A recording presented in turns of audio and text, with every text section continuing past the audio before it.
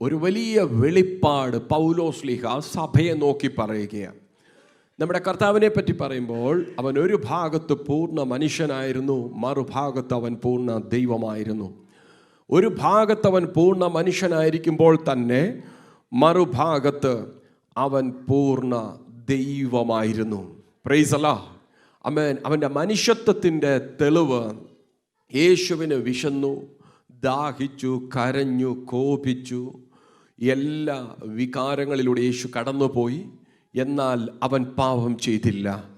പാപമൊഴികെ സകലത്തിലും നമുക്ക് തുല്യമായി യേശു കർത്താവ് പരീക്ഷിക്കപ്പെടുവാനിടയായി തീർന്നു. കർത്താവിനെ പറ്റിയുള്ള ആമേൻ തൻ്റെ സമകാലികനെങ്കിലും ആമേൻ പൗലോസ്ലീഹ യേശുവിനെ പറ്റി അറിഞ്ഞത് ആ വലിയ വെളിപ്പാടില യേശുവിനെ അടുത്തറിയുവാൻ തനിക്ക് കൃപ ലഭിച്ചത്.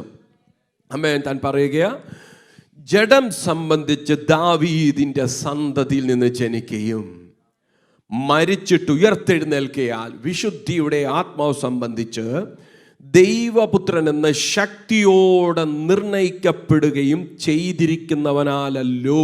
Price the Lord.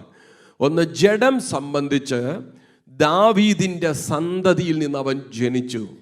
മറു സൈഡിൽ ആമേൻ അവിടെ അവൻ്റെ മനുഷ്യത്വത്തെ കാണിക്കുമ്പോൾ മറു സൈഡിൽ ദൈവത്വത്തെ പറ്റി പറയുന്നു. മരിച്ചിട്ട് ഉയർത്തെഴുന്നേറ്റിരിക്കുകയാൽ വിശുദ്ധിയുടെ ആത്മാവ് സംബന്ധിച്ച് ദൈവപുത്രനെന്ന് ശക്തിയോടെ നിർണയിക്കപ്പെടുകയും ചെയ്തിരിക്കുന്നെന്ന്.